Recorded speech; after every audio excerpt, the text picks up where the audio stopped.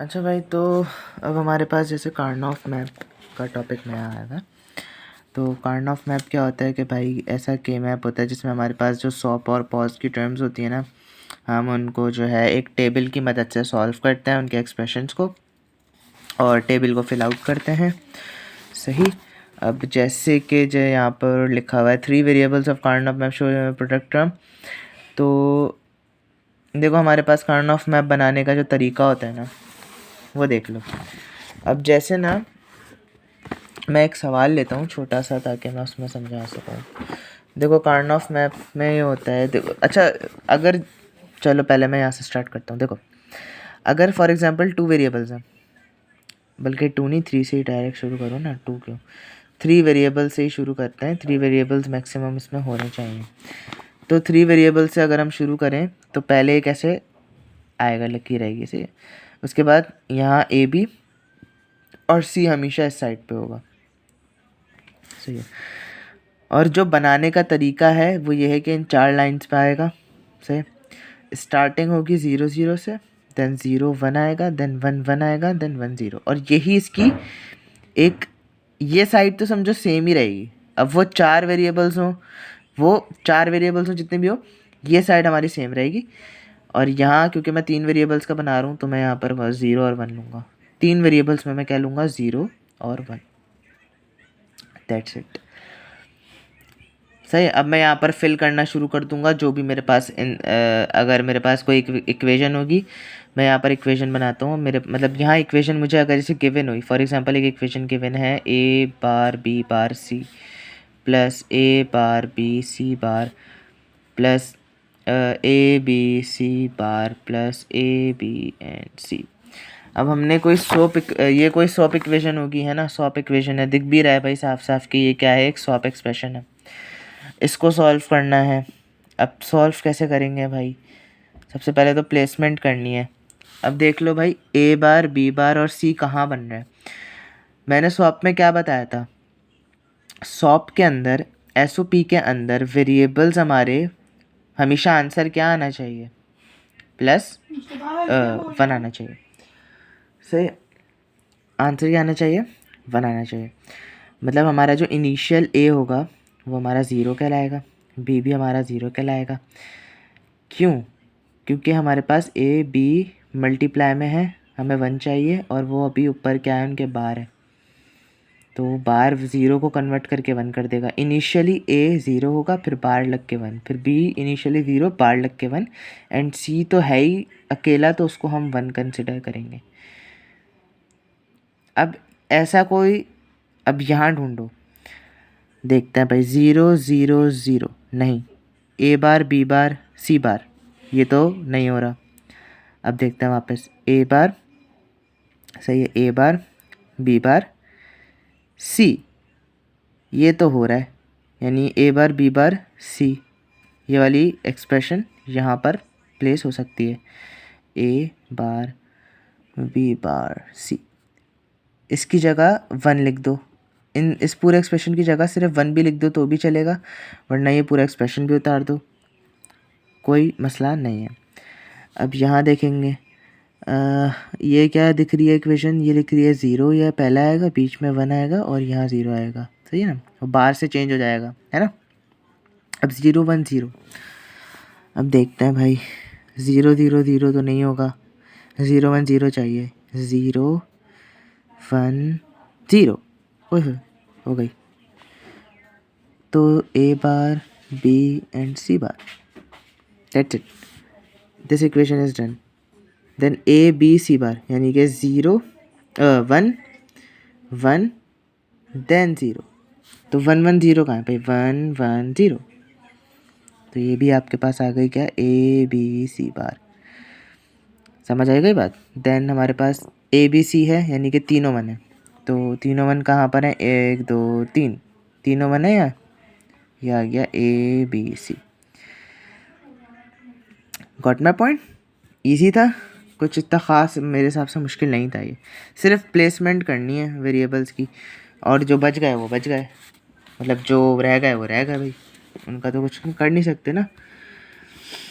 अब एक क्वेश्चन मैं देता हूँ, एक क्वेश्चन मैं लिखता हूँ, बेसिकली मैं ही करूँगा। अगर हमारे पास 4 वेरिएबल्स हैं तो मैं क्वेश्चन लिख रहा हूँ। मैं स्किप कर देता हूँ ये पार्ट। तो क्वेश्चन लिख लिया है भाई, सही है, ये बड़ा क्वेश्चन है। अब इसकी मैं तरीका बता रहा हूँ इसका। देखो, स्टार्टिंग विद दैट वन लकीर, सही है, then A B and C and D.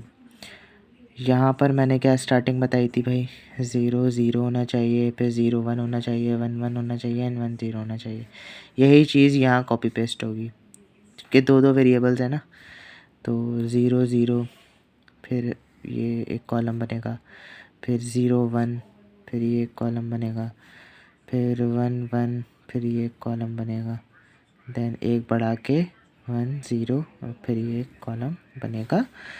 और अगर हम देखें तो 1 2 3 4 5 6 7 8 9 10 11 12 13 14 15 16 कॉलम्स बन रहे हैं, है ना, क्योंकि 4 वेरिएबल्स कितने के होते हैं, 16 के होते हैं, और तो 3 वेरिएबल्स 8। तो यहाँ पर देख लो, ये 8 बन रहा था, 1 2 3 4 5 6 7 8, और ये कितने 4 वेरिएबल्स हैं तो 16 कॉलम्स बन रहे हैं।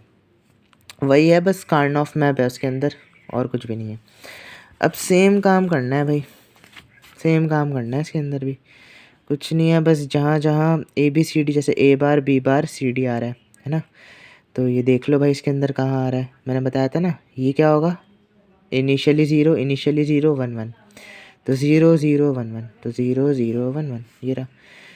मैं सिर्फ 1 लगा रहा हूँ, आप लोग इसको जब करोगे तो यहाँ पर बड़ा कॉलम बना के पूरा ए बी सी डी बार जो भी होगा वो लिख देना, मतलब ये वाली वैल्यू हो गई सबसे पहले। 1 भी लिख सकते हैं, सही है, बेसिकली 1 ही लिखते हैं। कार्नोफ मैप में जो जो वैल्यूज़ होती हैं उनमें सिर्फ 1 ही लिखते हैं कि ये भी हो रही है, ये भी हो रही है, क्योंकि वो तो बना सकते हो ना खुद से देख के। अगर 1 1 लिखे हुए हो तो 0 0 1 1 देख के ये खुद बना लोगे, इसलिए सिर्फ 1 लिख के भी सेटिस्फाई कर सकते हो, उसमें कोई इशू नहीं है। अंडरस्टैंडिंग होना इज़ इम्पॉर्टेंट, सही है। A bar B C bar D बार, तो 0 1 0 0, यानी कि 0 1 और 0 0, then that is also 1, then ये हो गया।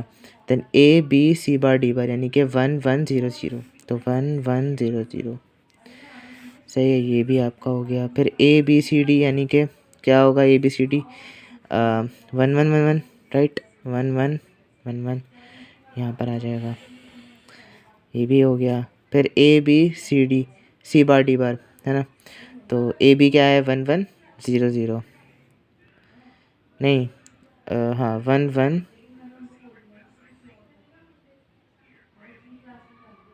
ओह सॉरी, एक गलत लगा दिया,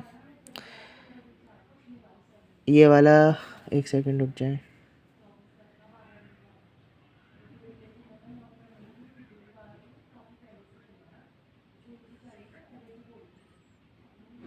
ये असल में था ए बार बी बार सी बार, हाँ ये था ए B bar C bar D बार, सही है, तीनों पे बार था, मैंने सिर्फ एक पे लगा दिया था। तो ये था ए B bar C bar D बार, सही। तो ए हमारा क्या होगा, 0 होगा, 0 1, नहीं 1 और 4 0, 1 0 0 0, 3 0, तो ये आ गया यहाँ पे 1, सही है, ये वाली भी प्रूफ हो गई। फिर ए बी सी डी, यानी कि ए का भी बार है, बी का भी बार है, सी का भी बार है, डी, तो 4 मतलब 3 0 1 1, तो 3 0 1 1, तो ये वाली ये आ गई, ये कंप्लीट। फिर A B bar C D bar, यानी कि ए हमारे पास 1 होगा, फिर 0, फिर 1, फिर 0, तो 1 0 और 1 0, यहाँ पर एक 1, और बाकी जितनी जगह छुट्टी में है वो आपकी समझ लो सॉप एक्सप्रेशन हो गई, है ना, पॉज एक्सप्रेशन हो गई, वो दिखाना नहीं है, बस ऐसे ही बता रहा हूँ। तो बस इसका जो था कार्नोफ मैप का ये इतना ही था, यही इसमें अभी इतना, मतलब अभी सिर्फ प्लेसमेंट हुई है। अब आगे चलते हैं, हम इसमें सिंप्लीफिकेशन भी करेंगे। हम ग्राफ के अंदर पेयर्स बनाते हैं, तो वो पेयरिंग कैसे बनेगी, उसके क्या रूल्स होते हैं, तो कुछ रूल्स हैं, तो यहाँ थोड़ा सा रीड आउट कर लेते हैं। जो हमारा बनेगा ना कार्नोफ मैप का जो ग्रुप बनेगा, उसके अंदर 1 2 4 8 16 सेल्स तक हो सकते हैं, और which are all powers of 2 in the case of 3 variables map 2 की power 3 8 cells is the maximum group। सही है।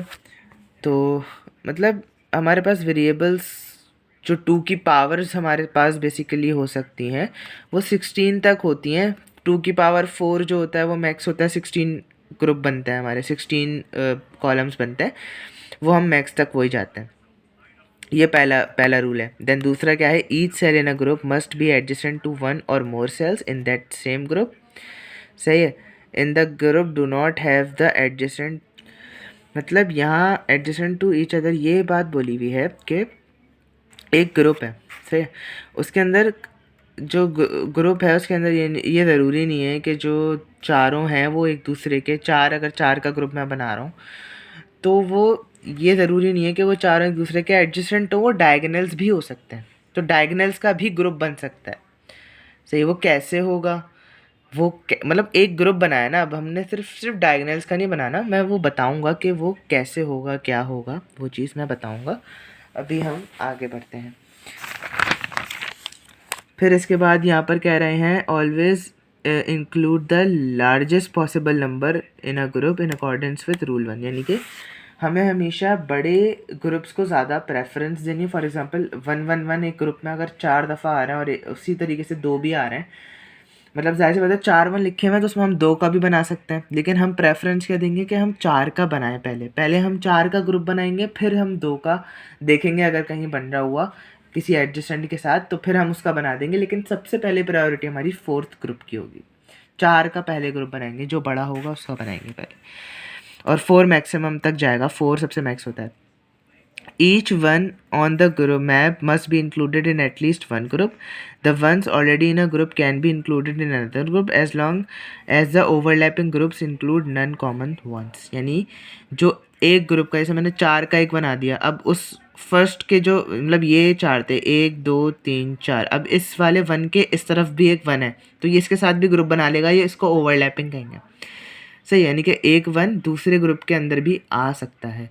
फॉर एग्जांपल ये 4 का ग्रुप था, यहाँ भी 4 का ग्रुप था, तो मैं इन 4 के साथ भी इसका बना दूंगा, इन 4 के साथ भी। ये 1 जो होगा वो ओवरलैपिंग हो जाएगा, ओवरलैपिंग 1 कहलाएगा ये। अब हम एक सवाल करते हैं कुछ, उससे थोड़ा बहुत हमारा आइडिया यहाँ पर जैसे हमें थोड़ा सा दिख भी रहा होगा कैसे हमने यहाँ पर जो है ग्रुप्स की यहाँ पर हमने बनाए हुए हैं।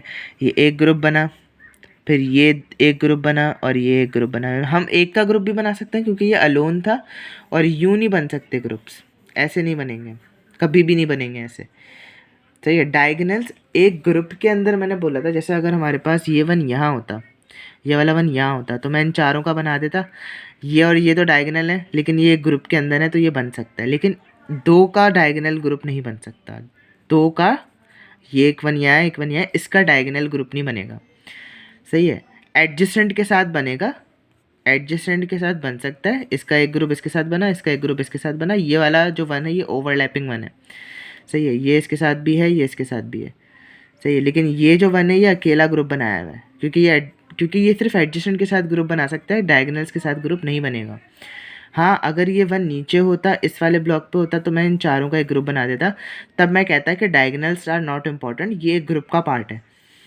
अब बात समझ आई वो डायगोनल्स वाली। सही है। और अब जैसे यहाँ पर देखो, ये 4 का था, ये 4 का था। सही है, इन चारों को मैंने कर दिया, पहले इन चारों को बनाया, फिर इनके साथ यहाँ पे 2 ये 1 थे, एक 1 यहाँ था, तो मैंने एक ग्रुप इसका बना दिया, एक इसका बना दिया, एक इसका बना दिया।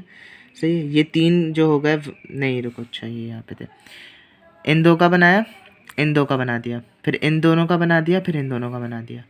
ये वाला और ये वाला 1 क्या होगा, ओवरलैपिंग 1 होगा, यानी कि ये भी ओवरलैप कर रहा है, ये भी ओवरलैप कर रहा है, 2 ग्रुप में आ रहे हैं ना। तो अब एक क्वेश्चन करते हैं, उससे एक बात और क्लियर होगी कि हमें शेडिंग कहाँ करनी है और शेडिंग का क्या रोल है इन सब के अंदर।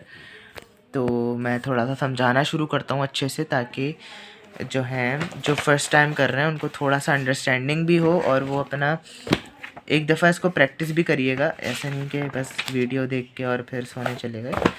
तो जब भी वीडियो देखें, मुझे पता है आधे से ज़्यादा तो फाइनल से पहले ही देख रहे होंगे, तो ट्राई करना कि भाई अभी के अभी अगर टाइम है तो फटाफट प्रैक्टिस शुरू कर दो। भले आसान टॉपिक है लेकिन जो भी है कर दो। A bar C plus A bar B C plus A bar B bar C plus A bar B bar C bar plus A B bar C बार।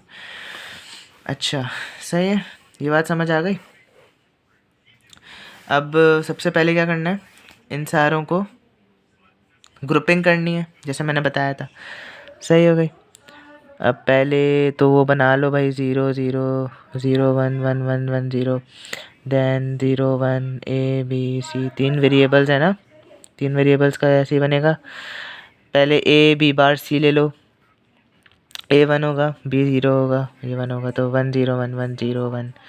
सही है, 1 0 1, यहाँ आ गया एक 1, है ना। हाँ, अब यहाँ पर है ए बार और बी सी। ए बार हमारे पास क्या होगा, ए बार हमारे पास जो है वो 0 कहलाएगा, है ना, 0 1 1। यहाँ देख लो भाई, 0 1 1, ये रहा 0 1 1, तो यहाँ पर 1 आ जाएगा। सही है, ये कंप्लीट हो गया। फिर ए बार बी बार सी 0 0 1, तो 0 0 1, यहाँ पर 1 आ जाएगा, ये कंप्लीट हो गया। ए बार बी बार सी बार, ए बार यहाँ पर तीनों 0 होंगे तो यहाँ पर एक 1 आ जाएगा, ये कंप्लीट हो गया। फिर ए बी बार सी, फिर एक 1 जो है वो यहाँ पर आ जाएगा। सही है, ए बार बी बार सी, तो ए बी बार सी बार, तो सही। ये सब ये हमने मतलब बस ऐसे दे सकती हैं कि इक्वेशन दे दें, ये दे दें और फिर बोलें कि इसकी ग्रुपिंग भी करो। अब ग्रुपिंग करना तो बहुत आसान है यार, ग्रुपिंग में क्या ही मसला है, अभी सिखाइए भाई। मैक्सिमम तो 4 के बन सकते हैं, लेकिन 2 2 के बना लो। अब सबसे पहला ग्रुप किसका बनेगा, सबसे पहला तो इसका बनेगा ग्रुप, है ना, ये रहा। फिर ये ग्रुप बन गया, है ना, और ये एक ग्रुप बन गया। सही है, बन गए ग्रुप। अब हमने, हमारी टीचर ये कह रही हैं भाई, अगर मैं, वो कह रही हैं कि अगर मैं कह दूं कि मुझे ओवरलैपिंग पे शेडो चाहिए, यानी कि उस पर आप लोग शेड कर दो, क्योंकि टीचर ने कहा है कि मैं वो ऐसे पूछूंगी। तो अगर वो ये कह दें कि भाई जो ओवरलैप्ड हैं उनके ऊपर थोड़ा सा शेड कर दो, तो ओवरलैपिंग वन कौन सा है, जो 2 ग्रुप में आ रहा हो, यानी कि एक यही है जो 2 ग्रुप में आ रहा है, तो इसके ऊपर थोड़ा सा शेड कर देना, ऐसे लिख देना ओवरलैपिंग। सही है, ओवरलैपिंग लिख के इसको शेड कर देना। इसी तरीके से देखो आगे 4 वेरिएबल्स का भी है, तो इसको खुद करना, ट्राई करना। फिर नहीं आ रहा हो तो भाई मैसेज तो कर सकते हो सारे। सही, तो इसको करना, ट्राई आउट मारना, आसान है, मुश्किल नहीं है। कार्नऑफ मैप तो बहुत ज़्यादा ही कोई मतलब समझ लो, अगर ये आ गया ना अगर पेपर में, तो बस फिर तो मौजे हैं। बहुत आसान टॉपिक्स हैं स्टार्टिंग के डीएलडी के।